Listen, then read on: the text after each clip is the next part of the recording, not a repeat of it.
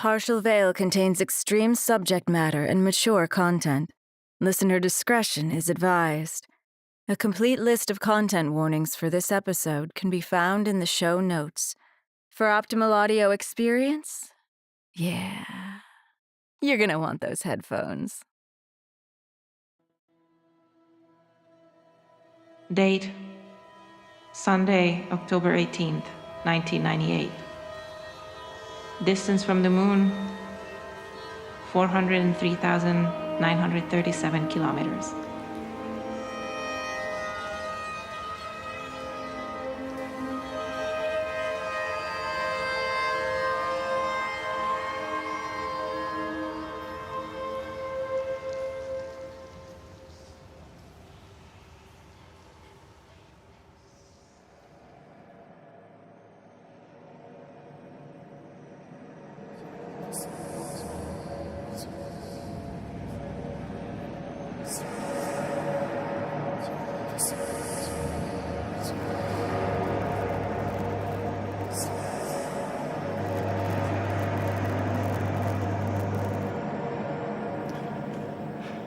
A good father.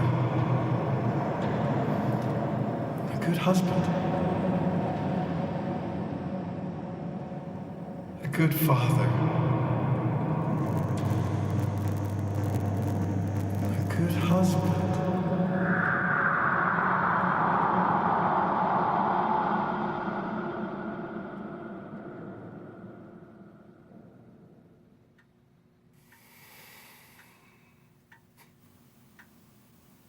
All I wanted, all I ever wanted, was to be a good husband, a good father. I knew I wasn't good at anything. I was just an average, regular man, trying to make it through the best I could, you know? I met Ella at school, and by God, I was going to make her the happiest woman in the world. But then, you know, the kids came along and the bills kept coming. And so I'd go to work at the plant every day, no matter how tired I was. No matter how much I wanted to stop doing the same thing day after day. I'd go in early. I'd stay late. I'd work an extra shift just to have a few dollars in an ever-emptying pot. And before I knew it, the kids were walking, talking, growing up. And I was missing all of it. All I had was work, work, work. And I had Ella. The love of my life, telling me the washing machine was broken, Amy had a fever, Quinn broke his arm, the electric bill was past due, there was never enough money, and what was I going to do about it? I dedicated my life to them, and it wasn't enough. My hands bled, and it still wasn't enough. Every night when I came home, all I saw was the disappointment in their eyes. I failed them.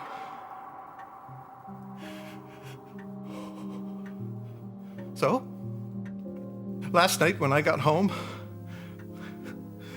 I saw those scowling faces staring up at me, their mouths hanging open, waiting for me to fill them up. Feed us! And they screamed. And their cavernous, slack mouths began to moan, rasping, pleading wail of some trapped animal begging to be set free. Yeah, that's what he said. Set them free. I could save them. I could release them from this prison I'd placed them in. I could be their salvation. My whole life, all I did was let people down. I failed them. But this time,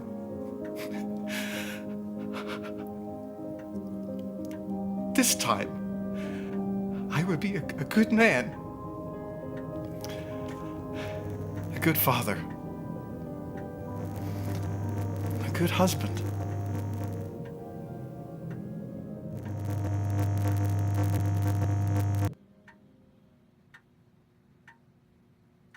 Hey, thanks for telling us that, Dale. We appreciate your honesty. Sure thing, Ray. Hey, tell Lois I say hi, okay? You bet I will. This way, Mr. Anderson.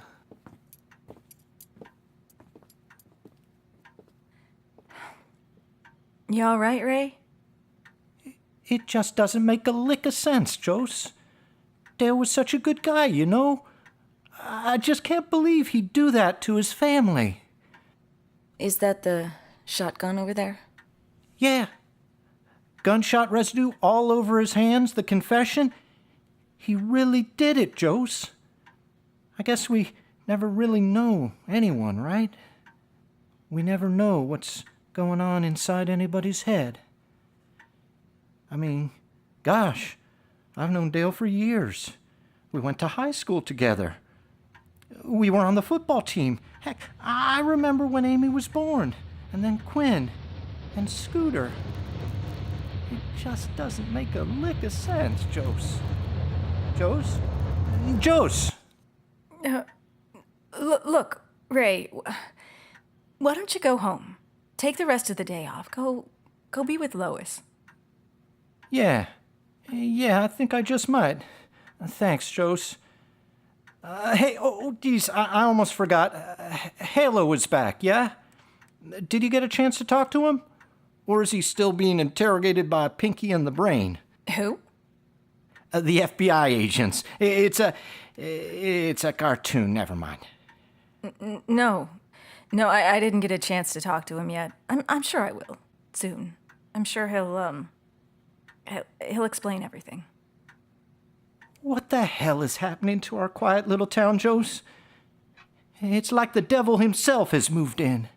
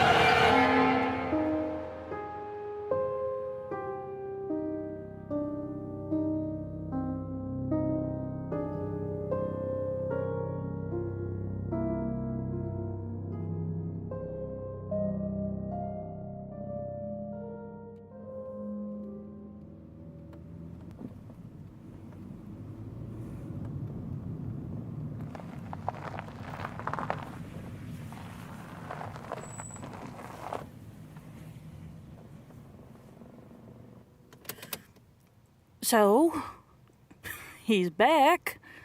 Our missing person is no longer missing. Does that mean we head back to D.C. tomorrow? Because something tells me the answer's no. No. Mm-hmm. And are you gonna tell me why?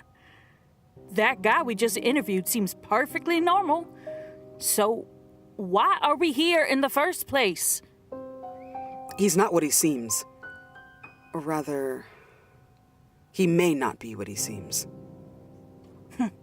Kind of like how you seem to be FBI, but you're not. No? Well, yes, actually. Quite like that. Look, you said this was dangerous. Everything we've been through.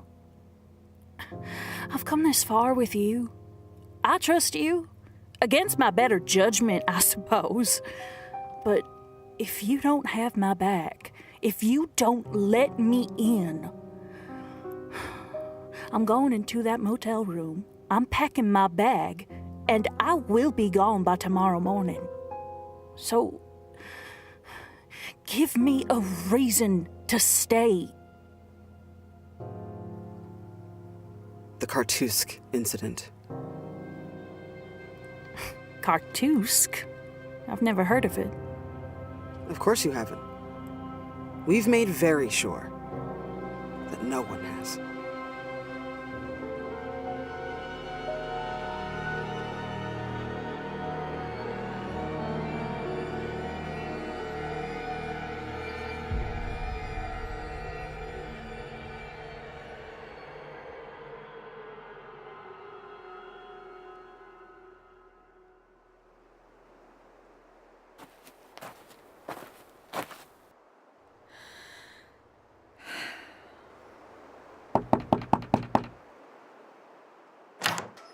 Ah, my favorite person.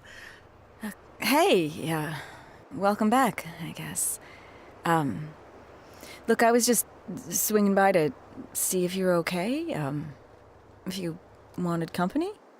From you? Always.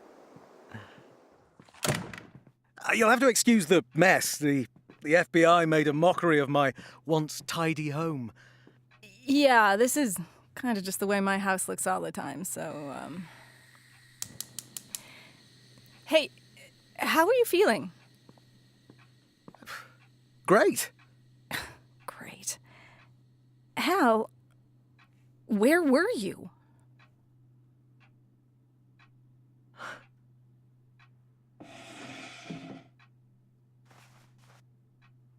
I don't know, Jose. I woke up this morning in my bed. I came downstairs and saw this mess and thought I'd been robbed. I went to call the police, but the phone was disconnected, so I went to the police station to report a burglary, and the most helpful Deputy Lester, Raymond, as he insisted I call him, informed me that I had, in fact, been missing for 10 days.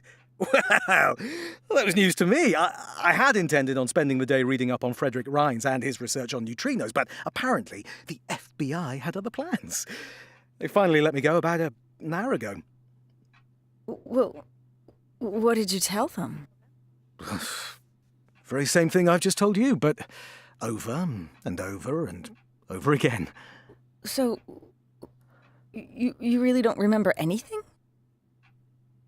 Jose, when I woke up this morning, I was absolutely certain that today was October 8th.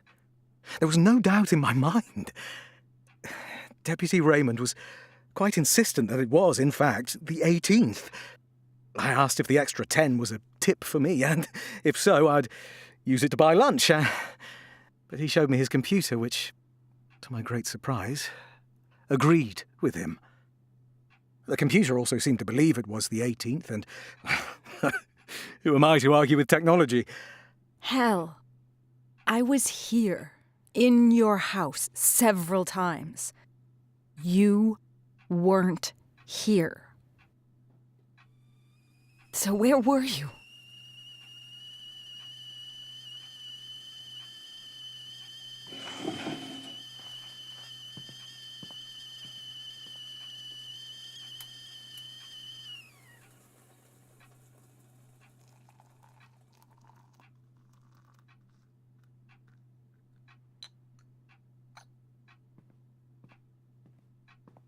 Do you know why it's called Partial Vale Forest? What? No. Well, kind of. I mean, I heard a story as a kid at school. Sorry, the milk all went off while I was gone. We'll have to drink it the shameful way. That's fine. So, Partial Vale Forest. Tell me a story, Josie Ward. Me? Okay. Well, legend has it that when this town was first founded in the late 1800s, that a wealthy landowner had a daughter who fell in love with a farm boy, as they do. They wanted to get married. And she didn't have a wedding dress, so she put on her best Sunday clothes, and she took a curtain from her bedroom to wear as a veil.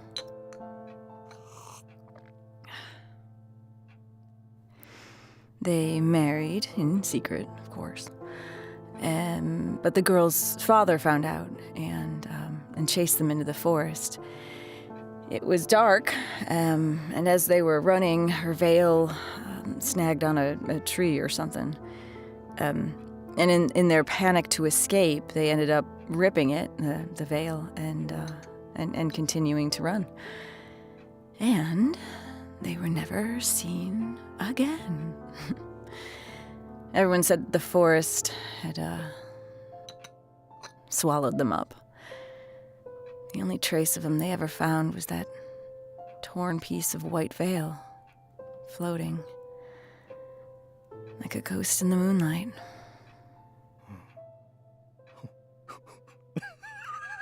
What? I think I liked you better when you were missing.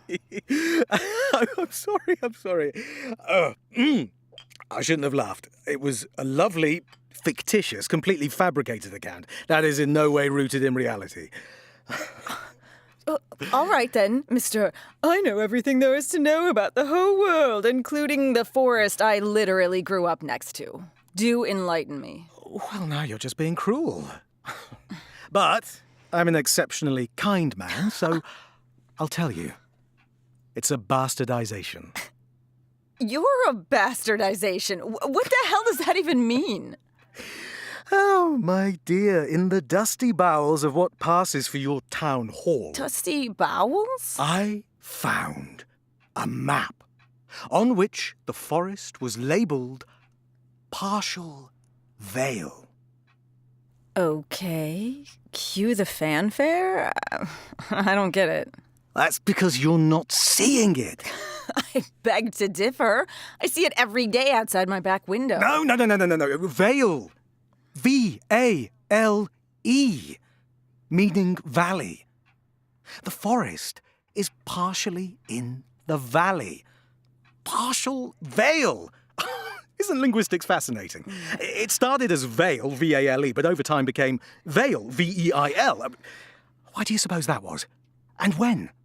When did the veil fall, so to speak? Hey, how about we leave these questions for another day, yeah? Hal, you should get some sleep. Jose, I was asleep for 10 days. I feel great, honestly. I feel the best I've felt in months. Yeah, but you weren't asleep, Hal. You were missing. Hey, for real, it's just you and me now. I mean, what happened? Where were you? I wish I could tell you. Where did you go when you disappeared? That's different. Is it? Well, I'm glad you're back. I'm glad you're okay. I still think you're hiding something from me, but I'm glad you're back. Jose, your wrist. Hmm? Did you get hurt? Oh, yeah, out in the forest. It's my arm, actually. I was looking for you. You were in the forest? Looking for me? Yeah. I should go. Thanks for the tea. Jose.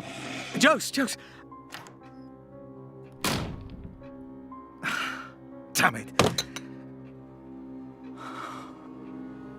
I wish I could tell you.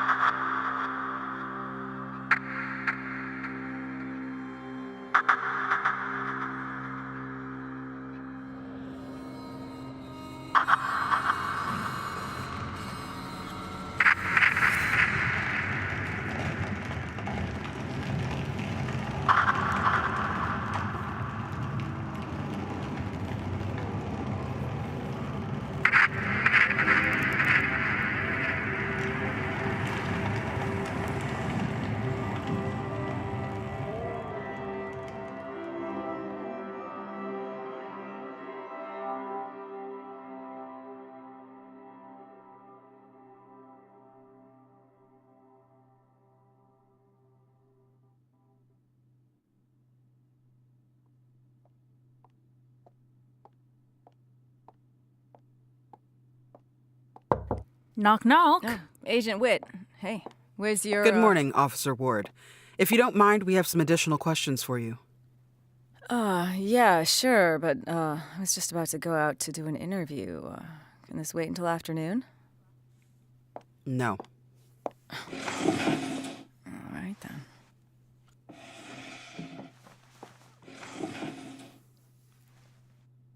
So, what is it I can help you with today, agents?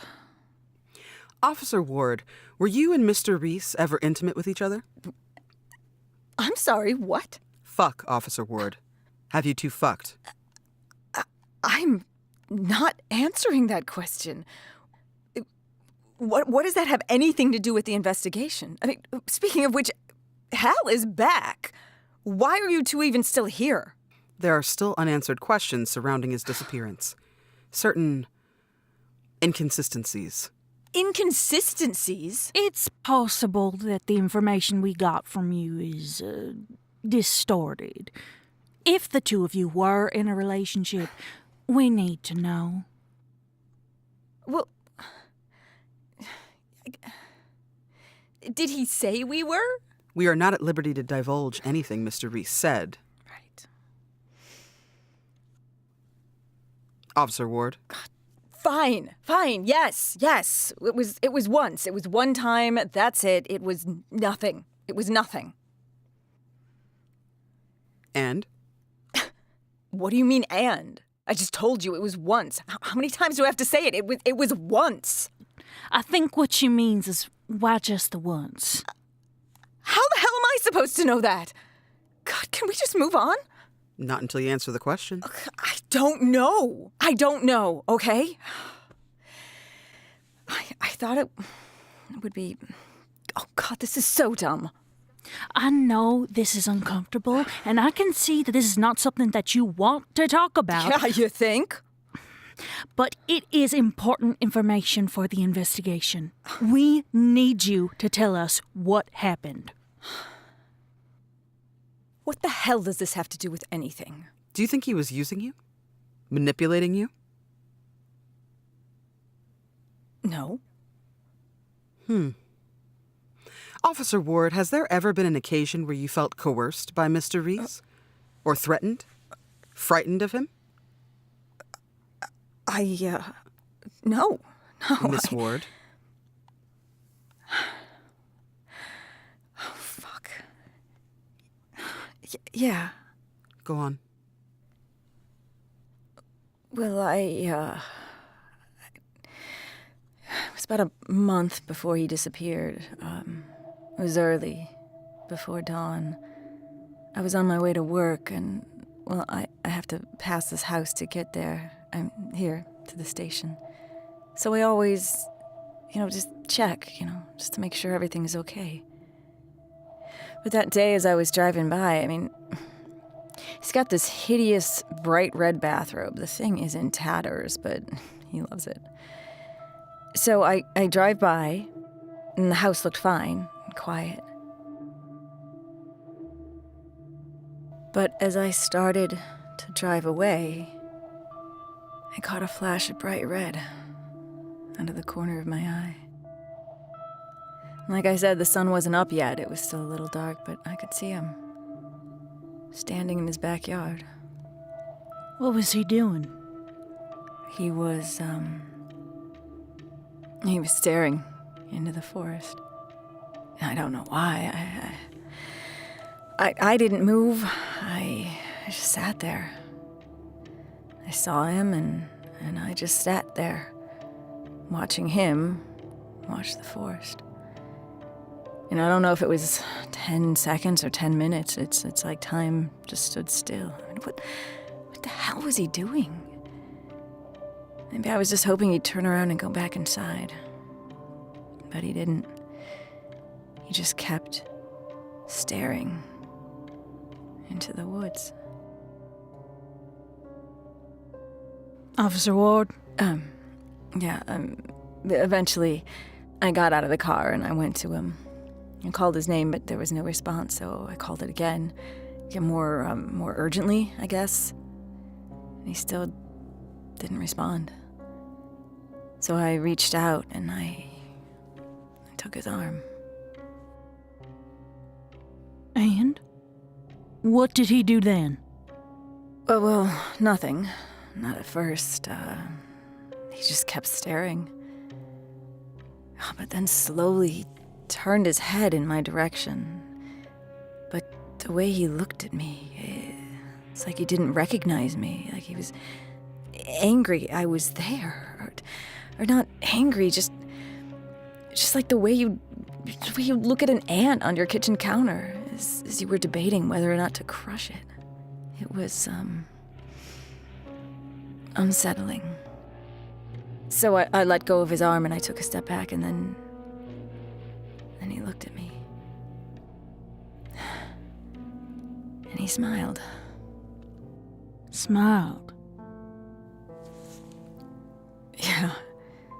Yeah, it was the softest, warmest smile.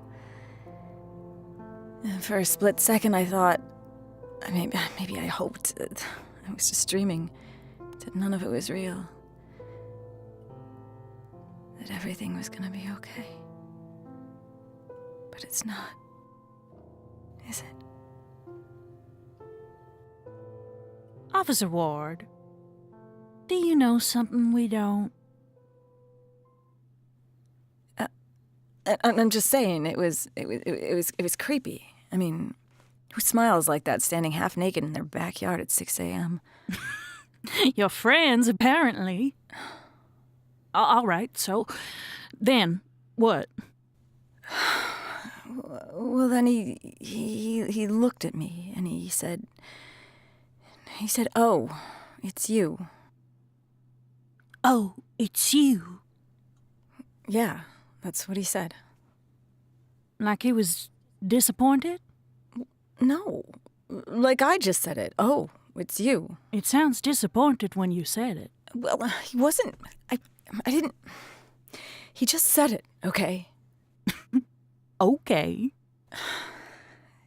Then I let him back inside and made sure he was all right, and I left. Anything else? No. I left, and that was that.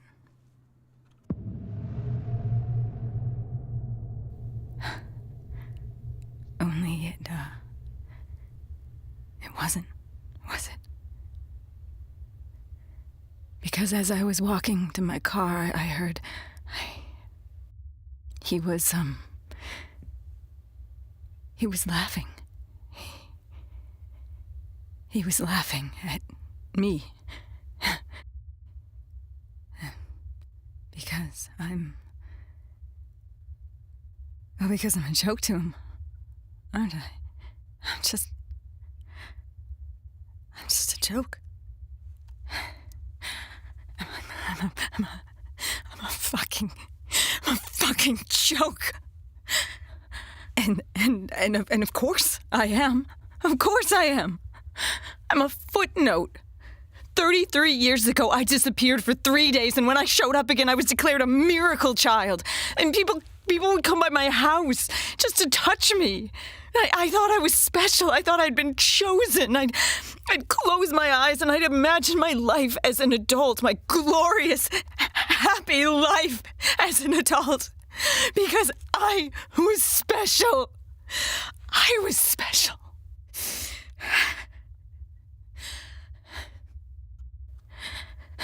But I'm not.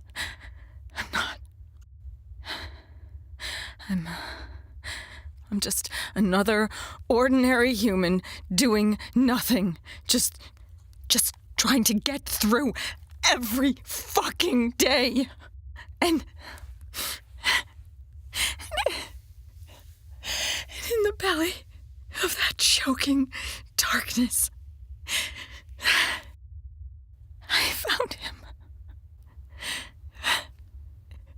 And maybe I wasn't special to the world, but maybe I could be special to him.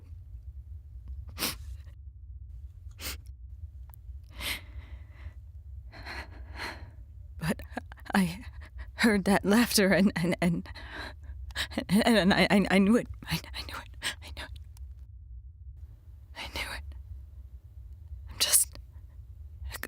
gullible fool. Fucking fool.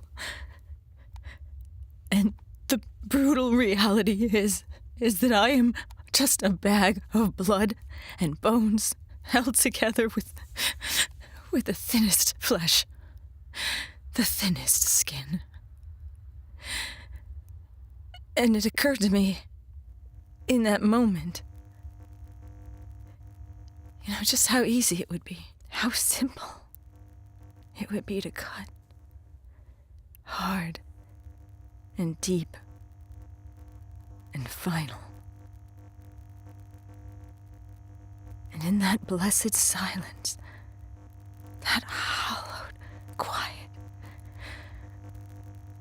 there would finally be peace.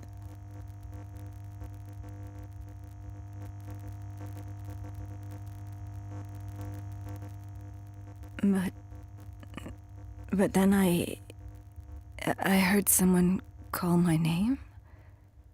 I heard my name, but there was no one there. And that's when I noticed the broken glass at my feet. I had taken a rock from the road and smashed the side mirror on my car. And I was just standing there with a shard pressed against my neck.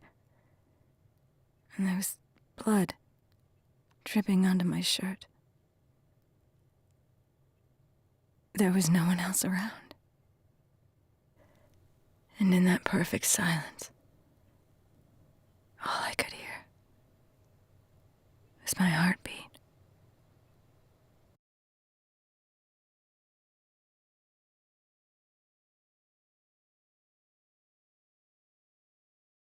Miss Ward? Officer Ward, you still with us? Yeah, like I said, I took him back inside and then I left. End of story.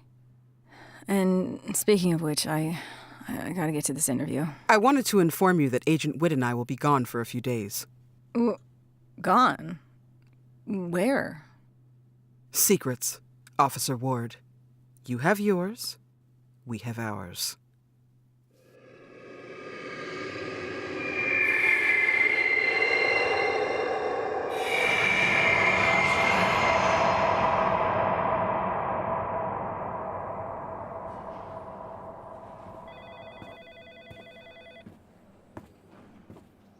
Hi, I'm Officer Josephine Ward. I'm here to talk to Adam Fuller.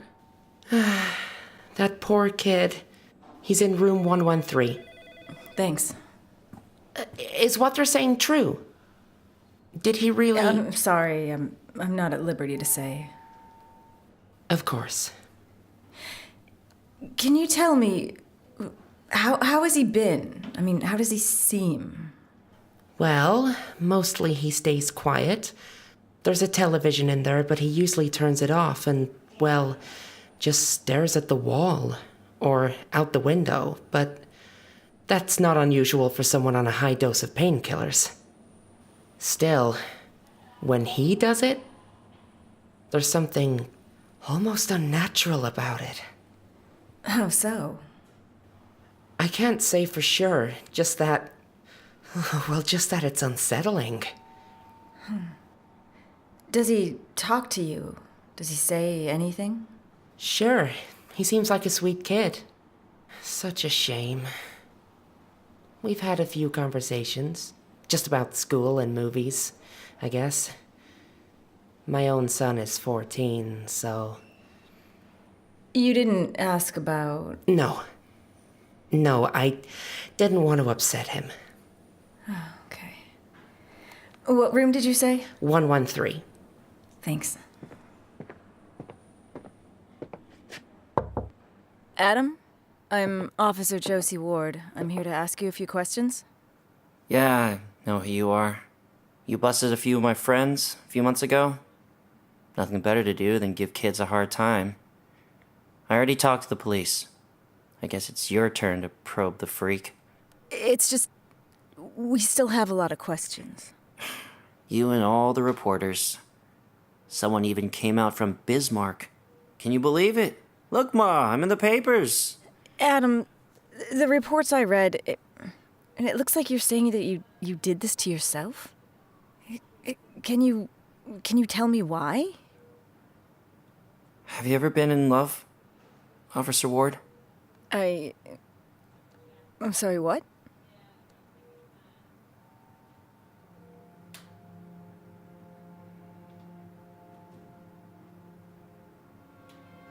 I was 10 when I met Sarah.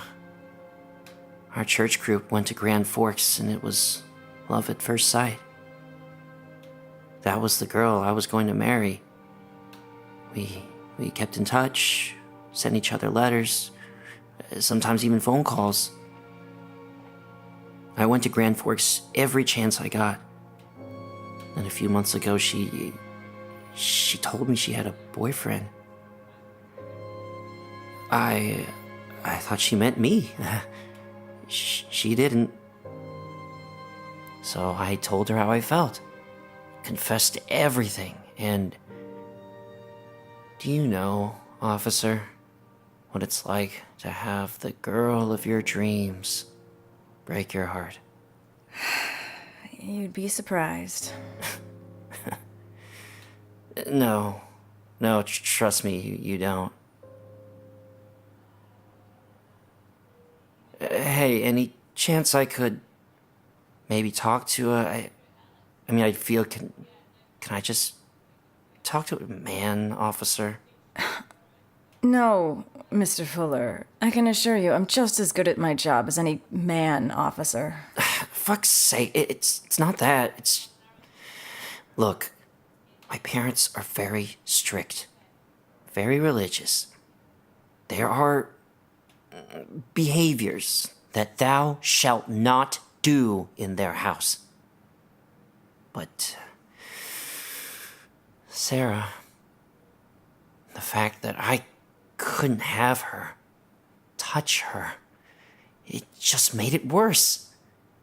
And it burned inside me all the fucking time. It was like having some wound you're not allowed to let heal, that you're not even allowed to touch, the ache, the urge. I give in from time to time. But then it was like my body was insatiable. No matter how often I did it, I just wanted more. It was never enough. I couldn't stop. I just couldn't stop. Adam, that's pretty normal behavior for an 18-year-old. That's nothing to be ashamed of. It is in my house. You don't understand. I was desecrating my body. I was bringing shame to my family. No, you weren't. You were expressing perfectly normal human behavior. Normal? They're trying to teach me how to write left-handed, brush my teeth left-handed, wipe my ass left-handed. Adam, will you tell me what happened? Did someone force you to do this? You people don't listen, do you? I did it. I was the one bringing shame to my family. I was the one who needed to atone. God spoke to me. He told me I had to repent. I had to make a sacrifice to prove to my family that I am loyal, to ameliorate my shame. I took the chainsaw from the garage, went into the woods. I tied an old shirt around my arm as a tourniquet. The noise was so loud. As I brought it closer to me, I could smell the gas, the oil, as the teeth began to dig into my arm, and I faltered. But his voice came to me once more. Just atone. Adam, you must atone. You must atone for these wretched sins. So I cut and I bled, and now I am free. I know that no one understands, but I know in my heart it was the right thing to do. Okay. Thanks for your time, Adam. Oh, one more question. I'm just curious. You said that you said that God spoke to you. Yeah? And? Well, did you actually hear his voice? Yeah. Yeah, I did. Clearly. What did he sound like? He He sounded... You know what? He sounded like that one princess that died last year. The Candle in the Wind lady. Diana. Yeah, Princess Diana. So you're saying that God had a British accent? Yeah, I guess so.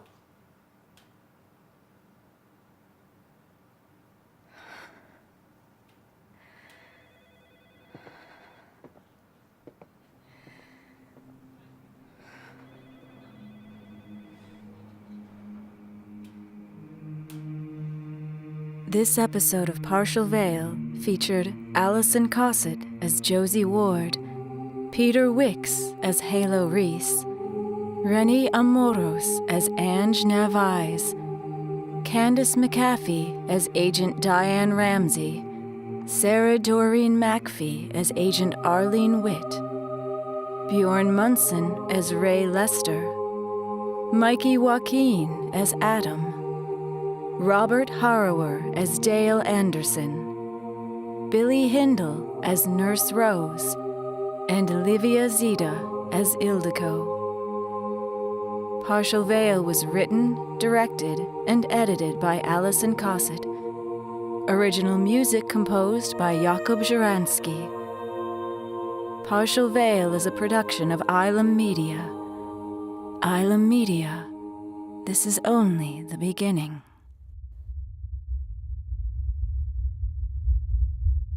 I stand amid the roar. Amid the roar. I stand I stand amid the roar of a served And I hold and I hold within my hand grains of the golden sand. Grains. How few. How they creep through my fingers to the deep while I weep. While I weep. Oh God. Can I not grasp? Can I not grasp them? Can I not save one? Can I not save one? Can I not save one from the pitiless wave? Is all that we see or see. But a dream. Within a dream. Within a dream. A dream.